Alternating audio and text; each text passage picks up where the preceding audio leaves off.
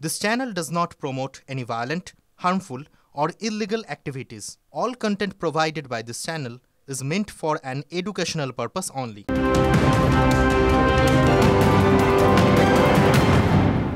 অনির্বাণ, গত শুক্রবার ছিল চতুর্থী। আমরা দেখিয়েছিলাম কে কোথায় পুজো উদ্বোধন করছে, একেবারে শেষ মুহূর্তে শপিং কেউ কেউ করছিলেন, কোথাও কোনো সেলিব্রিটি গেছেন, প্যান্ডেল হপিং চলছে। কিন্তু আজকে একাদশীর দিন আপনাদেরকে দুটো ছবি দেখাই, একটা মন খারাপের ছবি, প্রতিমা নিরঞ্জন।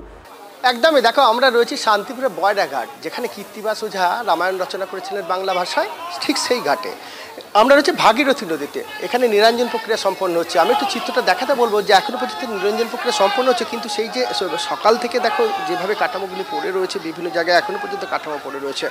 প্রত্যেকটা প্রতিমাকে নিয়ে আসা হচ্ছে এবং এখানে নিষেধাজ্ঞা করা হয়েছে যে বারোয়ারি বা বাড়ির যারা প্রতিমা উদ্যোক্তা যারা রয়েছেন তাদেরকে এই ঘাটে কিন্তু নামতে দেওয়া হচ্ছে না। কারণ বিগত দিনের ইতিহাস বলছে বেশ কিছু অপ্রীতিকর বেশ কিছু ঘটনা ঘটে গেছে, যে কারণে এখানে শুধুমাত্র যাদেরকে বেয়ারা হিসাবে চিহ্নিতকরণ করা হয়েছে, যারা কাজ করছেন, যারা প্রতিমা নিরঞ্জন করছেন। তার আগে আমি দেখতে পাচ্ছি যে একটা পর একটা ঠাকুরকে নামানো হচ্ছে, আবারও কিন্তু এইভাবে কিন্তু গত 24 ঘন্টা ধরে কিন্তু প্রতিমা নিরঞ্জন হয়েছে। নদিয়া জেলার এই যে 117 কিলোমিটার ভাগীরথী নদীতে একাধিক ঘাট রয়েছে। শুধুমাত্র ভাগীরথী তার মধ্যে একটা ঘাটের ছবি আমরা তুলে ধরলাম, ধরনের পুকুর, এছাড়াও রয়েছে। ধন্যবাদ মহোদয়।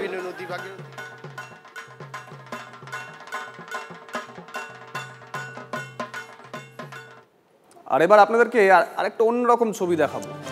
একদিনের দুর্গাপুজো রেশ কাটতে না কাটতেই ময়নাগুড়ির বানিশ এলাকা মাতল একদিনের দুর্গাপুজোয়। একাদশী তিথিতে বড় ভান্ডানীতে থাকা ভান্ডানী মন্দিরে দেবী দুর্গা ভান্ডানী রূপে পূজিতা হন। কথিত আছে বৈকুণ্ঠপুর রাজবাড়ি ছেড়ে দেবী দুর্গা তার সন্তানদের নিয়ে কৈলাসে ফেরার সময় ঘন জঙ্গলে পথ হারিয়ে ফেলেছিলেন।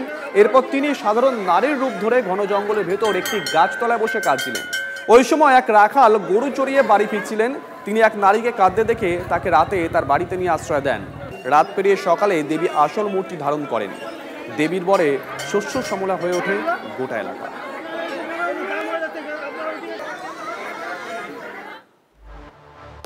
পুজোর আগেই পুজো শেষ কোচবিহারের শিলডাঙ্গার বর্মন পরিবারে।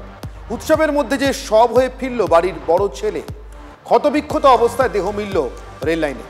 চাঁদার গন্ডগোলের কারণে পিটিয়ে খুন, দেহ লাইনে ফেলে দুর্ঘটনার তত্ত্ব তৈরির ছক ছিল অভিযোগ মৃতের পরিবার।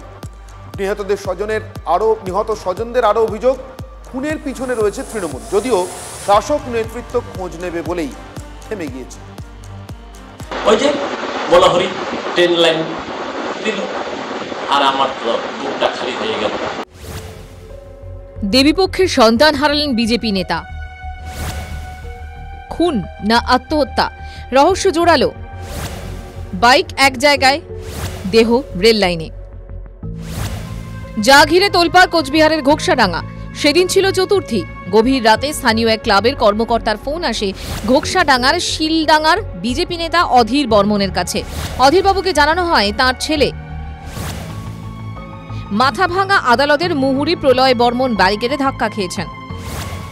তড়িঘড়ি বিজেপি নেতা ঘটনাস্থলে যান, কিন্তু ছেলেকে পাননি। বিস্তর খোঁজাখুঁজির পর বাড়ি থেকে খানিকটা দূরে রেল লাইনের উপর ক্ষতবিক্ষত অবস্থায় বছর 22-এর প্রলয়কে পড়ে থাকতে দেখেন পরিজনেরা। মৃতের পরিবারের অভিযোগ, পুলিশ প্রথমে এফআইআর নিতে চায়নি, বাধ্য হয়ে অনলাইনে এফআইআর করেন।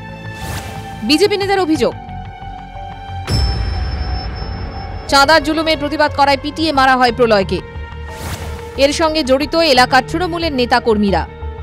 হয়তো দেখেছে যে একটু এদিক সেদিক জায়গায় লেগে গিয়েছে, যখন দেখলো যে ছেলে তো ফিনিশ, এখন কি করব, বাস ওই যে বলাহরি ট্রেন লাইন। আমার তো অপরাধ একটাই, আমি বিজেপি করব, মাধব বর্মন তৃণমূলের নেতা। ওই পুলিশ অফিসার আমাকে বলেছে যে দেখুন আপনি কালকে বিকালবেলায় আসবেন। এবার বিকালবেলায় গিয়েছি, হ্যাঁ বললো দেখুন হয়নি। একটা ছেলে মারা গেল, তার এফআইআর পুলিশ কেন নেবে না? পুলিশ কয়েকদিন ঘুরিয়েছে, পুলিশ বারবার বাবাকে খবর দিয়ে এনে থানাতে প্রেসার দিয়েছে যে মিটিয়ে নাও, কিছু পয়সা করি নাও। থানার আইসি নিজে এই ধরনের দালালি করতেছে। উৎসবের মধ্যে বিজেপি নেতার ছেলের রহস্য মৃত্যু, আর তাতে নাম জড়িয়েছে শাসক দলের লোকজনের। ঘটনা জানতে পেরে তৃণমূল যেন আকাশ থেকে পড়েছে। একজন সন্তান হারা, যে কোনো ব্যক্তি সন্তান হারা, তার পাশে থাকাই উচিত, সান্ত্বনা দেওয়া উচিত। খোঁজ নিয়ে দেখছি এটা কি হয়। ঘোকসাডাঙ্গায় যখন বিজেপি নেতার বাড়িতে হাহাকার, তখন দিনহাটায় টার্গেট আবার বিজেপি। ফের উত্তপ্ত ভেটাগুড়ি। একের পর এক বিজেপি নেতা কর্মীদের বাড়ি ভাঙচুর, রেহাই পায়নি মোটর বাইকও। কোচবিহার থেকে সুমন কল্যাণ ভদ্র রিপোর্ট, TV9 বাংলা। দেখুন, এত কিছু হলো, পুজো হলো, বিভিন্ন প্যান্ডেল, লাইট, কিন্তু মুর্শিদাবাদ সেই মুর্শিদাবাদেই আছে।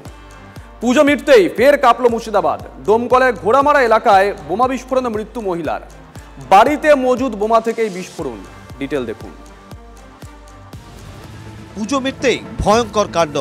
মুর্শিদাবাদে ফের মজুদ বোমা বিস্ফোরণ।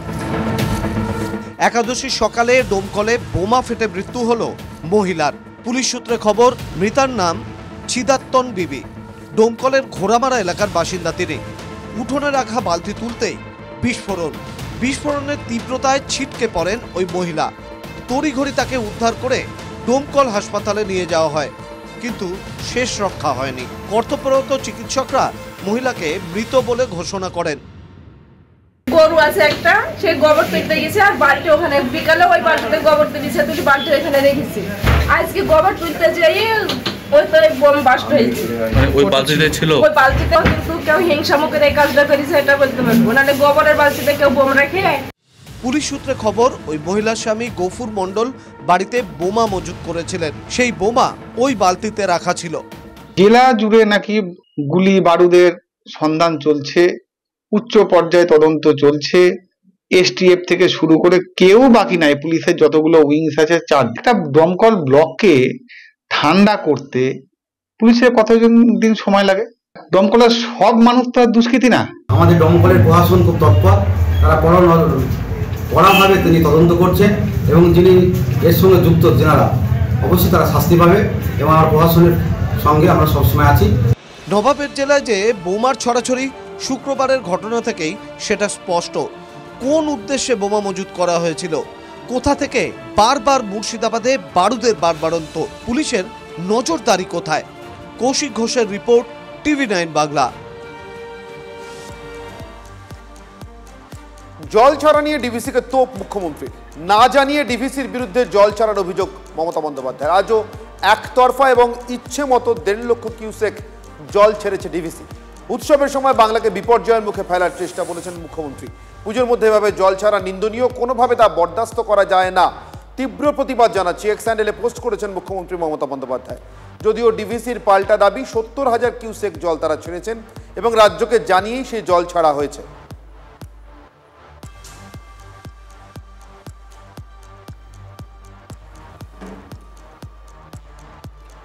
ডিভিসির জল ছাড়া নিয়ে ক্ষুব্ধ মুখ্যমন্ত্রী। লক্ষ্মী পুজোর পরই এই নিয়ে পথে নামছে তৃণমূল। রাজ্যকে না জানিয়ে জল ছেড়েছে ডিভিসির অফিস ঘেরাও করবে তৃণমূল। বাংলাকে বিপদে ফেলতেই জল ছাড়া হচ্ছে বলে অভিযোগ অভিষেক বন্দ্যোপাধ্যায়। ম্যানমেড ডিজাস্টার মন্তব্য তৃণমূলের সর্বভারতীয় সাধারণ সম্পাদক। মানে এত মানুষের জীবন কার্যত বিপদের দিকে ঠেলে দেওয়া, এটা বিজেপির বরাবরের স্বভাব। স্টেট গভর্নমেন্টকে ইন্টিমেট না করে ম্যানমেড ডিজাস্টার, এবার বলবে সেখানে হয়তো স্টেট গভর্নমেন্টের প্রতিনিধি রয়েছে, কিন্তু আপনারা তো স্টেট গভর্নমেন্টের সাথে কোনো রকম ইন্টিমেশন, কোনো কোঅর্ডিনেশন করেন না, কোনো আলোচনা করেন না। আর বাংলার প্রতি বঞ্চনা কেন? বাংলাকে ভাষাতে চেয়েছে।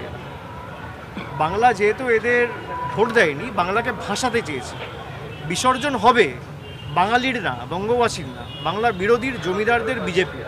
2024-এ হয়েছে, যে কটা আবর্জনার রূপে পড়ে আছে 2-4টে, সেগুলো 2026-এ হবে। তো নতুন কিছু নয়, প্রত্যেকবারই মুখ্যমন্ত্রী এই তত্ত্ব নিয়ে আসেন। হয় বামফ্রন্টকে দেখান যে বামফ্রন্ট করেনি তো এই জন্য এরকম হচ্ছে, অথবা কেন্দ্র সরকার দেয়নি। তো আমি এটাই বলছি যে উনি খুব ভালো খোখো খেলতে পারেন, উনি ভুল জায়গায় এসে গেছেন। খো দেওয়াতে উনি এক্সপার্ট, ভালো খো দিচ্ছেন। ভবিষ্যতে ভারতীয় খোখো টিমের কোচ হিসাবে উনি যোগদান করতে পারেন। মমতা বন্দ্যোপাধ্যায় এই যে কেন্দ্রের সাথে বা কেন্দ্র সরকারের সাথে বা অন্য রাজ্যের সাথে বাংলার একটা কৃত্রিম শত্রুতার কনসেপ্ট তৈরি করার চেষ্টা করছেন। উদ্দেশ্য একটাই, বাঙালি এই সেন্টিমেন্টের উপর ভরসা করে হিন্দু ভোটকে ভাগ করা। তৃণমূলের বিসর্জন হবে, এবারে নির্বাচন তৃণমূলের বিসর্জন।